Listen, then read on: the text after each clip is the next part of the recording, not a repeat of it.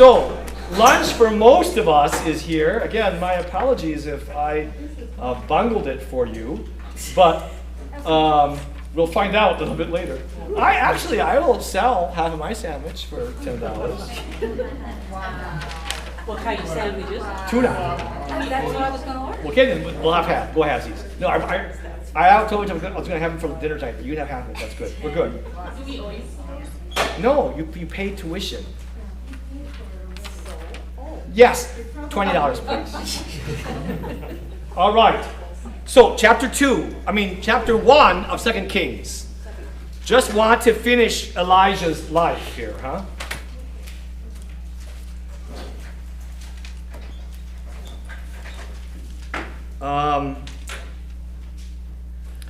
In chapter 1, a king inquires of the god of Beelzebub, Baal. He's Baal. There's that name again. The actual god's name was probably Baal Zebul, which means of the high places, but in the Hebrew it's rendered Zebub, which is the word for fly. So the Lord of the flies.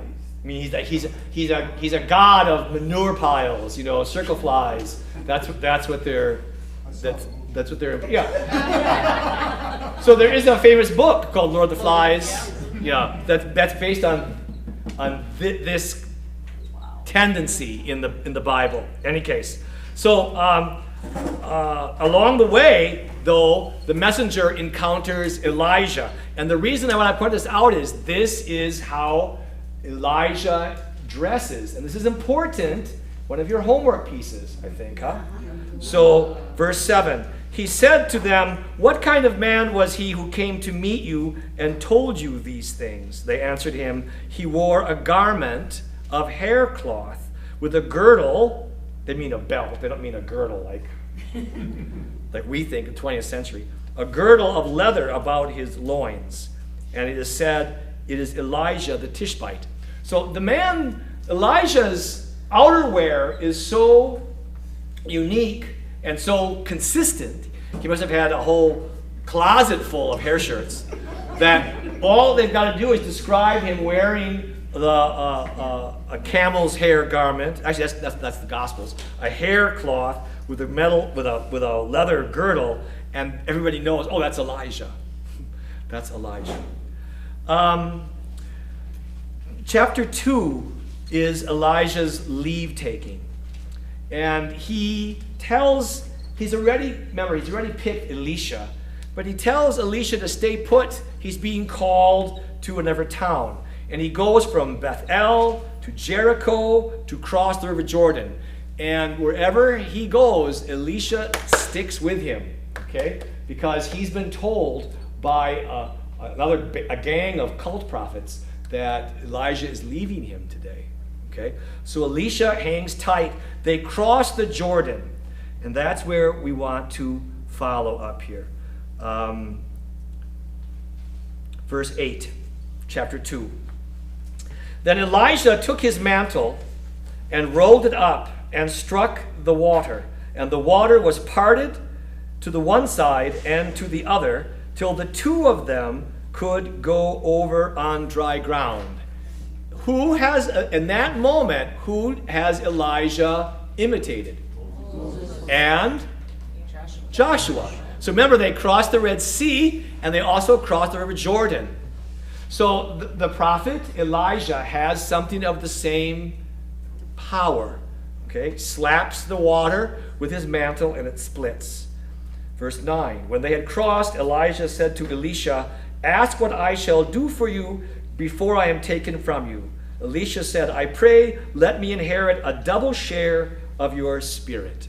In family inheritance, the firstborn son received double. So if you had like just two boys or two kids, okay, and you divide the property into three sections, but son number one gets two pieces, 2/3. That's how you ensured, that's how you blessed the firstborn.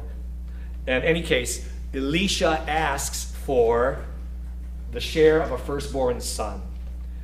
You have asked a hard thing.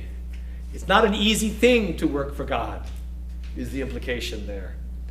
If you see me as I am being taken from you, it shall be so for you. But if you do not see me, it shall not be so. And as they still went on and talked, behold, a chariot of fire, horses of fire, separated the two of them. Elijah went up on a whirlwind into heaven. Elisha saw it and cried, my father, the chariots of Israel and its horsemen. And he saw him no more. So this is the famous of Elijah being taken up into heaven. Okay? But as he goes up, the mantle, the outer garment, falls off him. And that's where the phrase of getting someone's mantle, I mean, being the next in line, okay, comes from. Elisha takes the mantle, comes to the river, and he slaps it, and he says, where is the Lord, the God of Elijah? And when he had struck the water was parted to the one side and to the other, and Elisha went over. Now when the sons of the prophets who were at Jericho saw him over against them, they said, the spirit of Elijah rests on Elisha. That's a lot. I told you, these are very complex books, a lot going on. I took twice as long as I should, but there's just so much going on. I hope you forgive me. Questions? So there's no tomb of Elijah? No tomb of Elijah. Nope. So who else was carried up into heaven? Moses kind of, sort of, but Enoch for sure. Yeah. So Enoch and Elijah, and Moses doesn't have a death place either, and that fostered an understanding that he too was taken up, though there's nothing about it in the scriptures. Okay. Yes, sir. One other question. When earlier on they talked about the Lord of Hosts, and I know how that we look at it today, but what do they mean by Lord of Hosts? Armies. A host isn't we think of, as Catholics think of host. No, a host is an army. It's a large number, a great number. So Lord of Hosts is the God who commands the angelic army. Good question. Other question?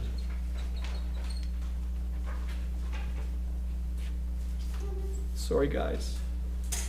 You got your own though. It's big. Ooh. Yeah, for sure. We're sharing now. So let's look at the small group questions. Mary Ellen, you can turn this off. Huh? Now so I'm going to ask the question, and somebody, you can volunteer. But if it's the same people, I'll ask.